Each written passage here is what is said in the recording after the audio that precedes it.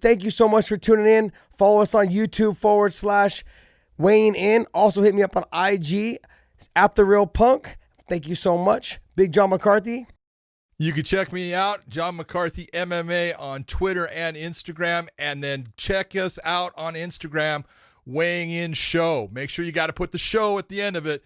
But check us out. We are here for you. If you got any questions, anything you want us to talk about, let us know.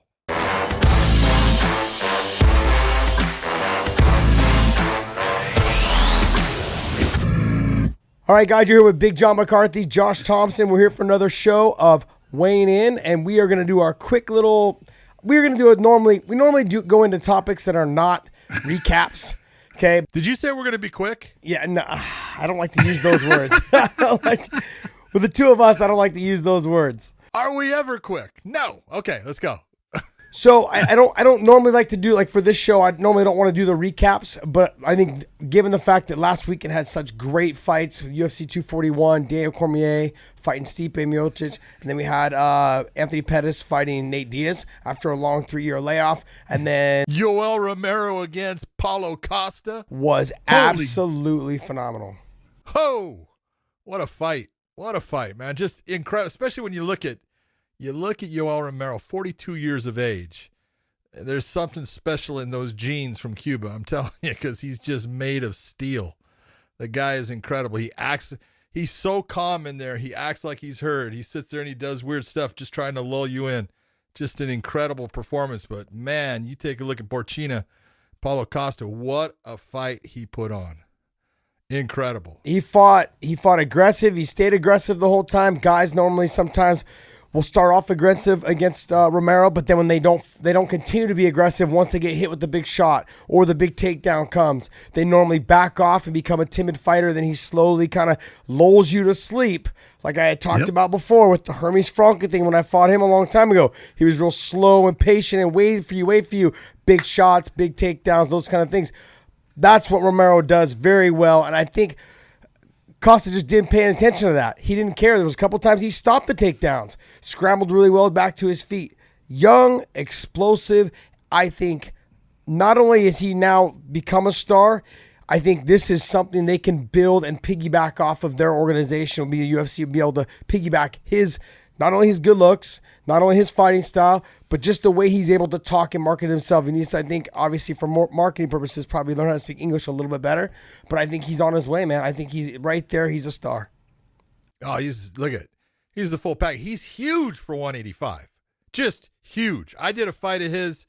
They weighed him in the night of the fight. He was 228. I was told he was somewhere around 213 to 215 the night of the fight for this one. But I know he's gotten smarter. He's starting to strip down in the back when they go to weigh him in at night. He's not doing it in the street clothes anymore. But, I mean, just an incredible fight. I mean, and just like what you said, he had a game plan, and he stuck to his game plan, and he kept going forward with it because his whole game plan, I'm going to pressure him. I'm going to make him feel uncomfortable. I'm going to make him shoot. I'm going to stop those shots, and I'm going to score with my counters. And he did a great job with it. Yeah, I mean, I was reading something on MMA Fighting. I believe they had Romero winning the fight 3-0. And I was like, I don't know. Yeah, I don't understand how that. Maybe I misread it, but I was watching and reading their content, and it said Romero. They thought Romero had won 3 rounds. And I was like, I was baffled by that decision. Look, I thought it was a great fight. That fight lived up to potential. I expected the Anthony Pettis and Nate Diaz to be kind of a lackluster fight if Pettis had fought a smarter game plan. He didn't fight that way. He fought a game plan that, in my mind, I have no idea what he was thinking. Like if you take the playbook from GSP, from Carlos Condit, from myself, from guys that have fought these guys, I think you would have made a way easier fight. Maybe it wouldn't have been as entertaining, but the chances of getting the knockout would have been there. I'll agree with you in certain things. Look at Anthony didn't fight. Anthony got forced into a specific type of fight. That's what Nate did to him. That's what Nate does. And, you know, when you fought Nate, look at, you did a great job of, your movement was exaggerated. You did that on purpose during that fight. And you stuck and moved and you frustrated Nate in a fashion where then he's standing towards the middle, kind of like, hey, what's up, bitch? And now he's that guy that's not doing what he likes to do because he likes to put a pressure. And this is what we talked about last week. Look at Nate brings pressure, and that pressure, is very hard to deal with if you start to set your feet, which is what Anthony did. He starts setting his feet. Now Nate's closed. Now he's in on him. Now he's got to deal with him. And Nate did a great job of taking away a set of tools that Anthony has, and he's very good at. His kicks are outstanding. And he got kicked in the very first part of that fight and realized, no, I'm pressuring, I'm coming in. And he took that set of tools away, and then he made it a boxing match.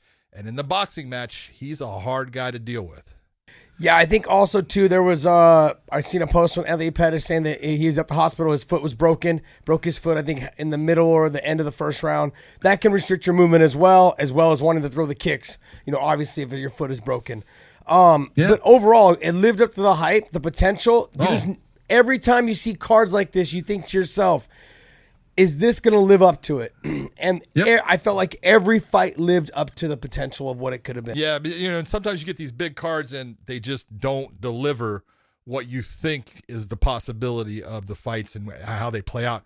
This one delivered on everyone, even the undercard. I watched everyone from the Fight Pass ones through the prelims on ESPN all the way to the main card for pay-per-view. And look at every fight was outstanding, all the way those two. And then the championship fight was just an incredible heavyweight fight. You look at the amount of shots both of those guys threw, the amount of shots both of those guys took, and the way that fight played out. I know your heart was broken that DC lost, but man, I tell you what, you couldn't have asked for a guy. He was putting everything he had into that fight. He hit Stipe with some big shots.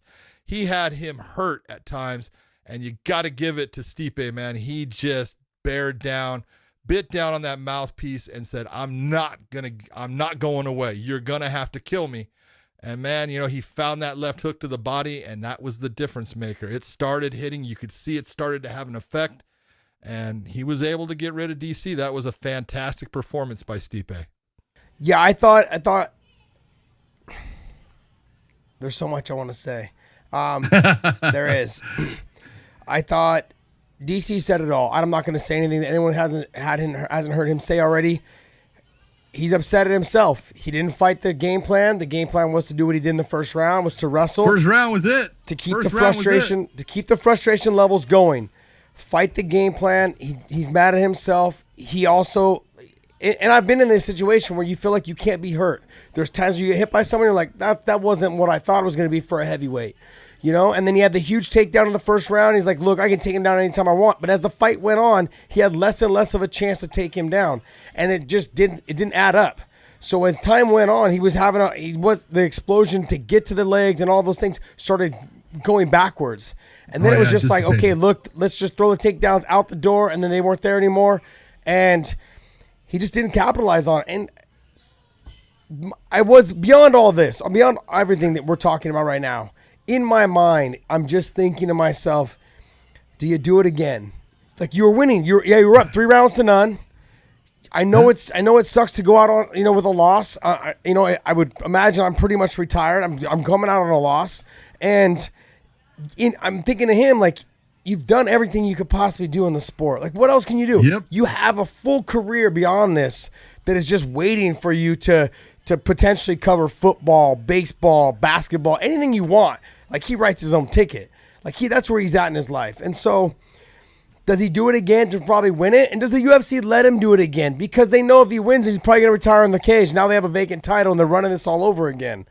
Do they give him the courtesy of doing that? That's the other issue. Like, there's no doubt in my mind, if he wants to fight again, if he wants that rematch, if he wants that trilogy, Dana loves DC, and he will give him that.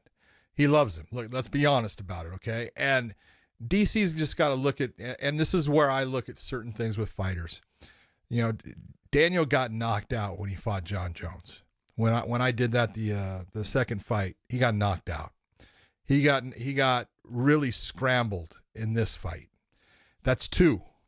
And I will tell you, as a fighter, man, look at, and I don't know what's happened in the gym, but I will tell you, I don't care what it is. You get 3. That's it. Stop. Don't do it anymore. Because those are things that will affect you in your life later on. And your life later on has so much going for it. And Daniel, you can look at and say, look, he's got all the commentary that he can do with the UFC. You're talking about other sports. Look, he's got wrestling. There's, the Olympics and things like that. Daniel Cormier could be a commentator during the Olympics for whoever's doing it, be it, NBC, ESPN, whoever's got the Olympics that year. Daniel Cormier is one of your guys on Greco-Roman. Who else is better? It used to be Jeff Blatnick used to do it, and Daniel Cormier is the perfect guy to step into that role. He's got so much going for him. Fighting has gotten him to this point, and he needs to be grateful for it, and I know he is, but he owes nothing, and that's the whole thing. Sometimes, you feel like you owe it to other people. Sometimes you feel like you owe it to yourself. He owes nothing. He has given everything. He has been everything that you can ask for in a fighter. He has been that guy. He has been the guy that he's helped others. He's brought other guys along. He's taught them things about, hey, being mature, what to do with their money, how to handle the pressures of the fight, how to handle the media. He's been that mentor.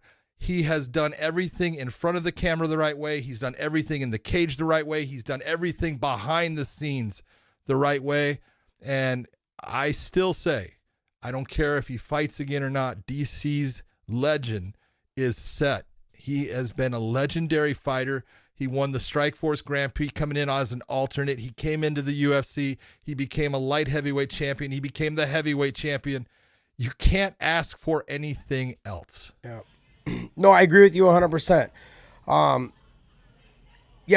think for me personally, I think he would, if anything, I think he feels like he owes it to himself, and that would be the only person that he owes it to. And that would be it. Like, given the fact that, he kind of relinquished the light heavyweight title, then he came on to be heavyweight, then he didn't want to make the weight cut anymore. I understand. I think he wanted to try to finish out on top. He wanted to try and finish out with no losses. I think everybody wants to do that. It's the hardest thing to do is walk away in the sport when you're on top. I feel very much like you that this is a moment for him to go ahead and start thinking about being a commentator for the Olympics, for football, for basketball, for whatever it is, because he can cover everything. I've sat and talked to him about football. He's very educated about that. I wouldn't even be surprised if we were to see him sitting alongside our buddy Mauro Ranallo calling WWE. Exactly. Because he's a huge WWE fan. I could see NXT. I could see him there. Exactly. Yeah, so we're on the same page. But I'm going to reverse you and rewind you a little bit to the Romero fight, where he had taken the knee kind of right on the waistline. It looked like from the angle that they showed on the TV, it kind of looked like it was on the waistline. It was. Yeah. Is that what we're looking for growing shots, or does it have to now clearly hit the cup? Here's the whole point. I talked to Jason Herzog, the referee of that fight, and there's 2 things that you need to look at with that. First off, as a referee, many times you see what occurs, and you also hear what occurs. And when you hear things, it gives you information. So obviously when Paulo throws the knee, it actually does come up right above the cup is where the knee basically landed. But his shin and the lower leg swung into that cup and made that Jason could hear. He sees where the shot landed, and he sees that leg comes into that cup, and he hears it, which tells him, hey, he was hit to the groin. Not intentionally. But I will tell you that I think that Paulo Costa, being a very intelligent fighter, I'm very impressed with this kid's fight IQ, because I've done fights with him, and he stays with what he wants to do. He stays in his range. He got hurt by Yoel Romero. And many times, Josh, we'll talk about fighters when fouls occur. They by accident. They occur when a fighter is retaliating because they feel like they've been fouled and they're going to do something back. They also foul when they're hurt. And Paulo Costa was hurt by Yoel. He got hit with a knee straight up the middle. You see him go back. He was hurt, and he brought that knee up, not really caring where it landed, because if it lands in a bad area, he's going to get time to recover. That's a smart fighter. If you ain't cheating, you ain't trying. And I actually think that it helped him in that fight, because he got a chance to get his head clear, have some time. Yoel got his time, but that little bit of a foul, I don't think it was quite as accidental as many people would think as far as where it landed. And that means that, you know what? Paulo Costa is a thinking fighter. He's smart. There was also someone that I had, one of the fighters who fought on that card also. He ended up getting knocked out in the fight, but him and some of his family had reached out to me, and they were talking about how he wants to get back in the cage right away. I'm not going to bring up any names, but they're already talking about him trying to book another fight. And I know there's a suspension period. We all know there's a suspension period, but he already is trying to get back in the gym this week, and I've made it very clear, and I want to make sure that I reach out to all the fighters that potentially listen to our show, is that they should understand during this time, that suspension period is for your health and your benefit. And I know it seems like we all want to be tough guys, but the one thing that I can tell people is that I had never been knocked out in my life. I got knocked out by ease, but that was more to me was like cut off the short circuit because it hit me in the neck. You got what's called a brachial stun. Yeah, so I was still kind of awake when I hit. Everything was you're good. Awake. You I just move couldn't your limbs. move. So to me, like, yeah, sure, I felt fine after that. No, like concussion symptoms or anything for that fight. I got dropped in training, by somebody, and like later, this was towards the end of my career, and I thought it was okay to keep training, keep working out, keep doing all these things because I was getting closer to the fight. And then I noticed that every little time I took a shot, I was stunned. Later when I went on to the doctors and talked to them, he's like, no, you have to understand that every time your body overheats, anytime you work out, anytime you break a sweat, anytime your blood pressure gets up high, you're doing more brain damage as your brain is injured already. You're causing more brain damage. So the number one thing you can do is just rest. Don't do anything that's super active and just rest. If you want to have a long career, and I'm just simply saying this because the person who reached out to me is a friend of mine, and I just want to make sure that it's very clear for all these young fighters. If you get dropped in training, be more of a man to sit against the wall or leave and go to a doctor and see them. And just remember, the length of your career is dependent upon this. It's dependent on you being smart. It's dependent on what your coach is telling you. Like, there's no reason for you to do another round. It's okay. Like, go ahead and train more. No, that is not the answer. Taking 15 days off and 30 days off in a 10-year career is not that big of a deal when you think about it. If you guys are lucky to have a 20-year career like I did, then you should be thinking to yourself, 15 to 30 days off is not a big deal. Think long-term. Don't think short-term in these scenarios. No matter what the money situation is or anything along those lines, you'll get back in there and you'll get an opportunity. I just think it's best to rest your mind and rest your body during that time to recover. Yeah, the easiest way to try to get people graphically to look at this. First off, if you have that concussion, you shouldn't even be doing things that you're thinking about situations or, concentrating on something. You don't read. I tell everyone, you get that concussion, hey, just go veg. Just take time off, because I want you to think about when, if you've seen Uriah Faber when he fought, Jose Aldo and looked at his leg. How smart do you think it would be after that fight for Uriah to say, I'm just going to get kicked in the leg a couple more times now? No one would even think of doing that, but that's what happens when guys get dinged in the gym, and now you're going back and getting dinged again. Even if it's not one that's putting you out, it is putting chips and gouges into your ability to take a shot, and you're going to pay for it in the end. It's going to shorten your career. You've got to think about, if you break your arm and you come into the gym in a cast, no one expects you to start rolling. All right. They don't expect you to start sparring because they realize you have had an injury that you need to recover from. Well, your brain is the most important thing you have in this sport, and it is more sensitive, more gentle, and needs more care than any other part of your body. Yeah, and I didn't. The one thing that caught me off guard when I had met with the doctor, and he's like, "Yeah, anything you do that causes your brain to work while you've been suffered from a concussion that's a brain damage. You're causing more damage as you do that. Like you were saying, yourself. This most simplest thing is as if like reading could do more damage. Little things like that. Just relax." Focus on other things that are not involved with like making your brain work or your body work to raise your blood pressure, to get your body sweating. Getting that metabolism up is not what you want to do. You want to just relax and rest. Yeah, and what people don't realize, it's not like you're going to forget your name. That's not going to happen right away. But where you'll see it is, I give you a balance test where you were able to hold yourself on one foot for all of a sudden you can't hold that balance. That's what that injury does. Your brain now is not able to do what it was capable of doing before. You've got to take care of yourself. Yeah, I agree 100%. We were going to talk about Connecticut this weekend because we're both headed out there on Wednesday. So we're going to talk about the fights on there. We actually had another meeting earlier today that we were talking about. What fight are you looking forward to the most? Which one is it that you go, that's the fight I really want to see? The fight I want to see the most is Javier. I just want to see Javier because I like Javier a lot. I like Javier. So he, to me, Bellator's not doing him any favors. We talked about this earlier today on our favors. Yeah, they're not doing him any favors. They're basically saying that we're gonna give you all the best guys and sink or swim, baby. And he's been able to do it. Had some great showings. I've enjoyed watching a fight with the Frank Mir fight. Had great performance there. I mean, like he's just. All in all, I mean, I think he's ready to make that next jump, and now he's fighting the former champion of Minikoff. I think it's going to be, he has an opportunity to like basically make himself right there in that title. Will it be Bader or will it be Czech Congo next for him? That's the question, if he wins this fight. Yeah, I look at that fight. I think that's going to be a really good fight. I think Minikoff needs to do certain things to be successful, and if he doesn't do those things, I think Javier Ayala beats him. Because Javi can take damage. He can take shots, and he is a grinding guy and he's just strong as a freaking ox.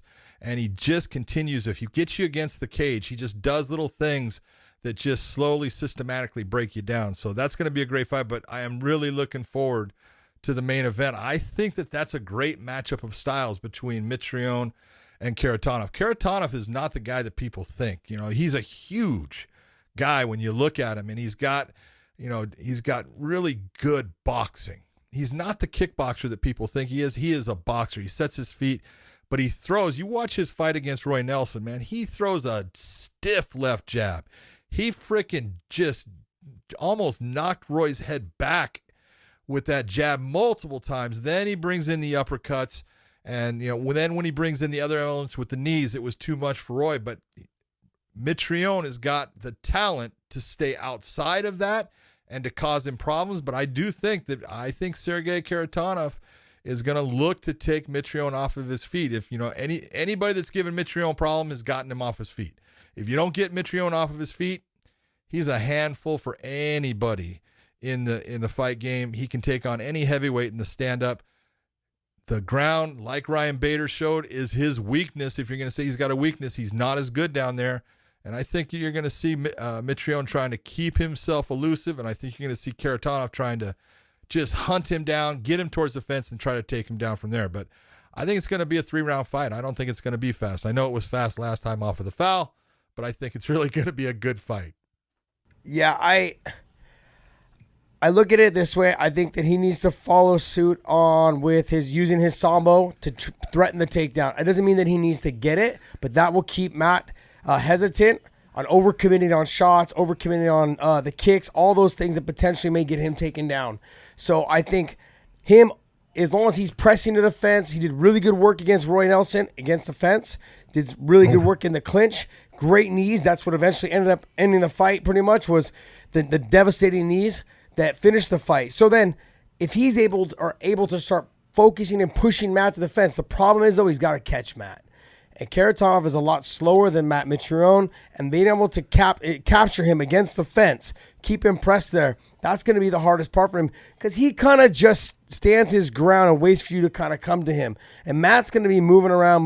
Now, where I think Karatanov will be able to get the win is be later in the fight, because Matt does tend to get tired, whether it's wrestling or whether it's just even a stand-up fight. Even when he fought Big Country, he was starting to slow down halfway through the second round, and then it didn't get any better in the third round. So Karatanov just needs to keep pressing the pace, and making Matt move around too much to the point where he gets fatigued and tired. To able to catch him, not just with strikes, but also able to catch him and press him to the fence and probably try to wear on him a little bit. Matt may be taller, but I think Karatanov just is like that short stump, but I know he's big, but I'm saying he's just that stumpy of a guy who just, when he weighs on you, I can just imagine what it feels like versus what Matt would feel like if the roles were reversed. Yeah. The other heavyweight fight, the one that's going to start off the main card with Tyrell Fortune. I love Tyrell Fortune. I think he is a dynamite athlete, man. He is fast, and his stand-up, you watch his last fight. I can't say the guy's name right, Ryan Paforski, or I'm saying it wrong, and Paforki, but man, he looks so good. And I know that Ryan had a professional boxing background also, and Tyrell looked so good with his hands. He was throwing combinations, getting himself in, hitting his spots, getting out before he could get touched, and just showed a level of now stepping up in the striking game to go along with world-class wrestling.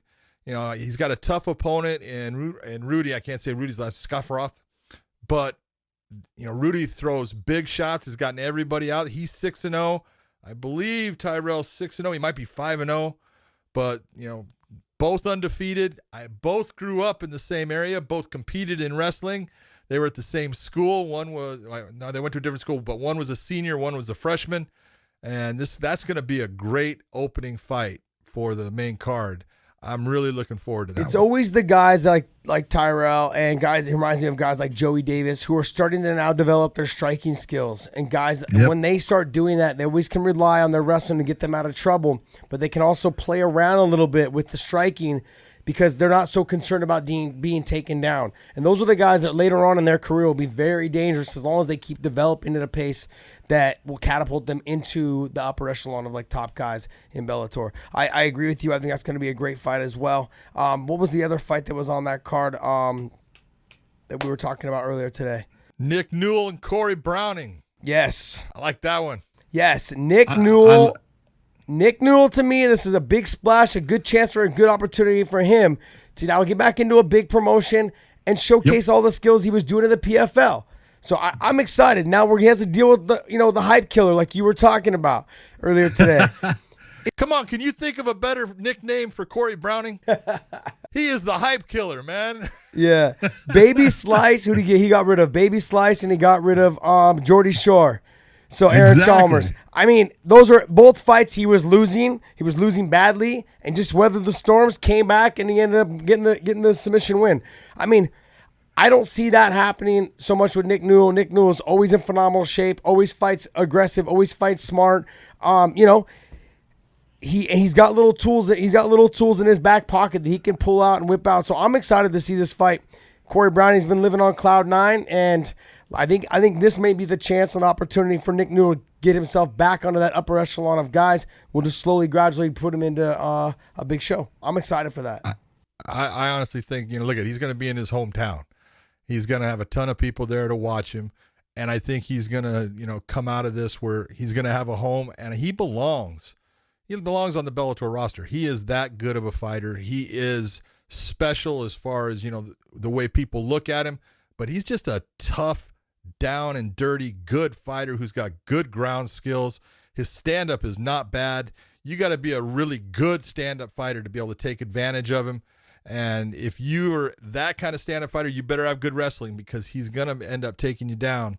He is the full package, and I can't wait to watch that one. That's one of the ones on the prelims that I am really looking forward to seeing what happens with him and hopefully seeing him part of the Bellator roster. And then we got Dave Rickles, who's also on the card, and he's fighting the Caveman. The Caveman, but then he is fighting. Comes out with the greatest walkouts of any fighter ever.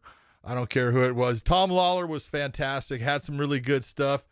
Dave Rickles has come out. He's come out with dinosaurs. He came out with the Flintstone Mobile one. I was at that fight. I actually sat in his Flintstone Mobile. That thing was real. It was awesome. He comes out with clubs. He came out as Stone Cold.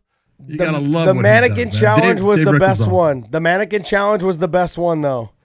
Yeah, Got exactly. the whole Yeah, crowd that would to do the mannequin challenge. To me, that was the best one because how much cooperation does that take to get the whole crowd to do that? The whole crowd. That was in Kansas, and that's his home state. But how do you get everyone to go along with what you want to do? And he's a special fighter. He is tough as nails, and he's been more fights in Bellator than any fighter. I think this is his 23rd professional fight in Bellator, and he has had a hell of a career. He is just that tough, gritty, down, dirty fighter that he's got better stand up than people realize. He's got a better ground game than people realize. He is a tough sucker, but he's got a tough fight with Amazov. That is a killer, undefeated, 21-0. They're not doing Dave Rickles any favors with the guy they gave him, man. That dude is a freaking monster. Yeah, Dave's going to have to figure out how he's going to win this fight, and I'm sitting here trying to think in my mind how Dave is going to win this fight. So outside of, I think, over-pressuring him and making him make a mistake, I think Amosov is better than him all the way around. It's just a matter of whether Dave can push the pace, make it a tough, gritty, dirty fight to where he's able to sneak in elbows, maybe cut him, maybe drop him, maybe hit him, clip him, or something along those lines. You know, he's got to get in there and make it a gritty, dirty fight. I think that's the only way he really wins this fight. But like you said, they're not doing him any favors. There's sometimes you look and you go, you just don't like this guy now. What is up, man? You're just giving him killers one after the other. Well, we talked about Ricky Mendejas. He's on this card as well, but they haven't done him any favors since he beat the Strabanimal, and James Gallagher. They haven't. Henry Corrales, when he first came into the organization, and wasn't given any favors. He fought all these guys, all the top guys, at the time, Strauss and Patricio and Pitbull, and Emmanuel Sanchez. Fought all the top guys at the time. So there's certain Javier Ayala to me also too getting thrown to the wolves. But they sometimes they get the big wins over these guys, and you got to see if the cream rises to the top, and that's exactly what they're doing with these guys. Yeah, well, look at you. If you want to be the man, you got to beat the man, and that's just the way it is. But I look at Ricky Bandejas. He's a good fighter, and he came in, he beat James Gallagher, killed that hype right there. Then they put him against Juan Archuleta, who is now fighting for the featherweight title against Pitbull. He loses a decision to Juan Archuleta, and then he ran into Patrick Mix, who, he's special. That kid is a special fighter fighting out of Jackson Wink in New Mexico. He's 11-0 now. He submits everybody. He is good, and Ricky made one mistake in trying to get up, gave his back right away, and that's where Patrick comes. He's ready for that. It was just a tailor-made fight for him. We'll see how Ricky's doing. He's been training down an American Top Team now. I know he's doing a whole big change and everything. We'll see if that helps him. Sometimes that's good, sometimes it's bad because you're with that new camp and there's just not enough time.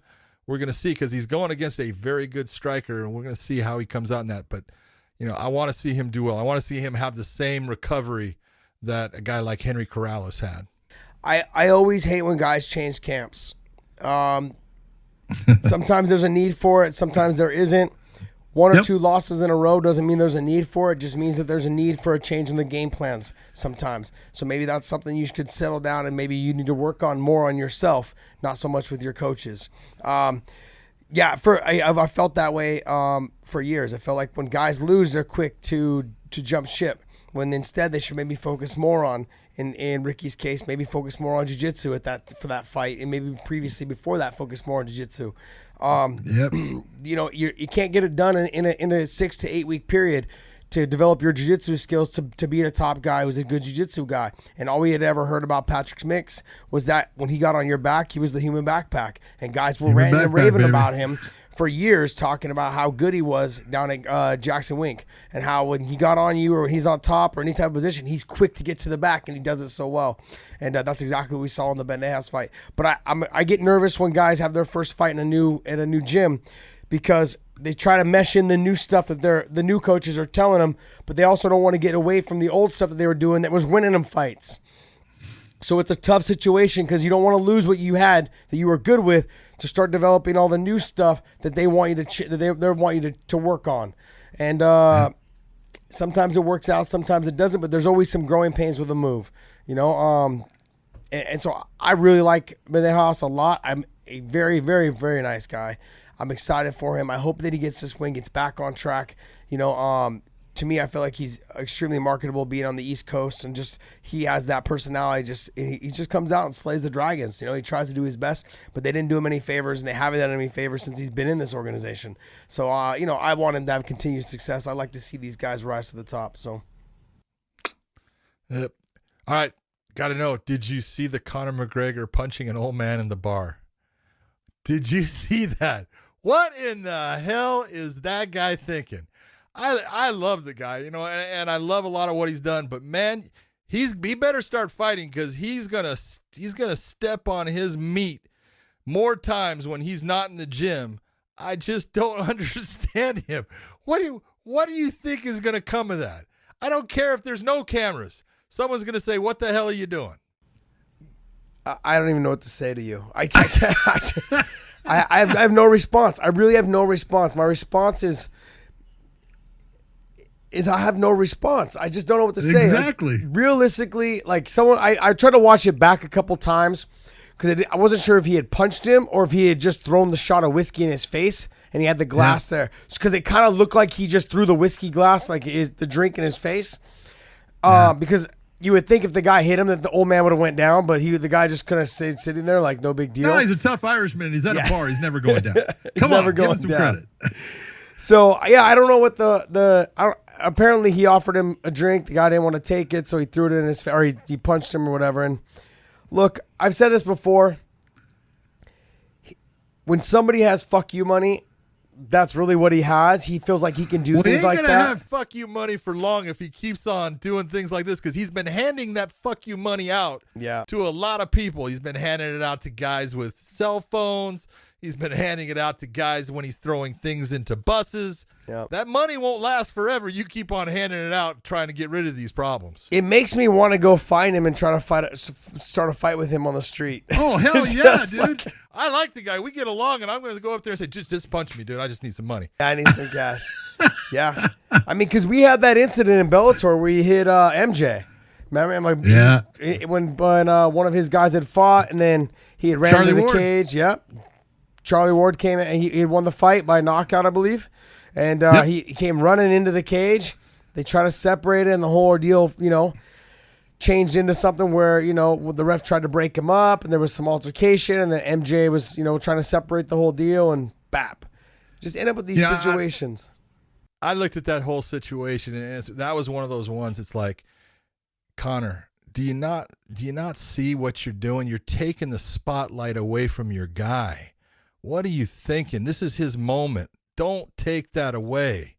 You're stepping on it, dude. You're not thinking. You're not using that brain, and you're a smart guy, but he stole that moment from Charlie Ward, and that's something you just can't do. My question is, do we see him again? Yeah, you're absolutely going to see him fight again. I think he's going to have to. He's got to get himself straight as far as he's got to get on a schedule where he's fighting. Because he needs that structure. If he doesn't have structure in his life, if he doesn't have that, I am working towards this and I am having to be here at this time and I'm training, he is a guy that, he can't deal with everything that's coming his way. The things, people have no idea what is being thrown towards him. They have no idea the opportunities that are just presented to him. And, he's still young, he's 30 years old, and we think that we're really smart when we're 30 years old, and we're not. We're dumb as can be. I always look at, people ask all the time. I said, I would love to be 25, 30 years old again. Love to be able to do what I was able to do back then. But if I had to have the brain that I had when I was 30, I had to take that instead of what I know now. No, I won't do it because you grow up, you learn, and knowledge is everything. And he's going to learn that, all these things, they have created problems in my life that I never had to have. He doesn't need to have those things. But when you're presented with all of these nice things and people presenting themselves to you, sometimes it's hard to get yourself out of there.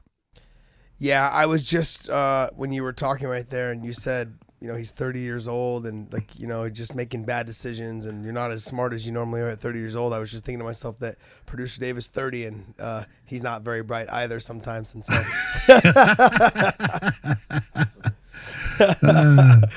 a shot from the bow. Yes. I think that's going to wrap us for today. What do you think? Sounds good to me, man. I can't wait to see you in Bridgeport, Connecticut. I land on Wednesday night. Are you going Wednesday or Thursday? I'm there Thursday morning. Oh, Thursday morning, because I get there like midnight on Wednesday. So yeah, that's because you're coming from the West Coast, and now I'm coming from the East. Must be nice sometimes. It's all good. All right, my man. Great show, and hey, I will talk to you on Wednesday or Thursday. I'll see you Sounds Thursday. good, brother. You Okay. take care of yourself. Take it easy, bud.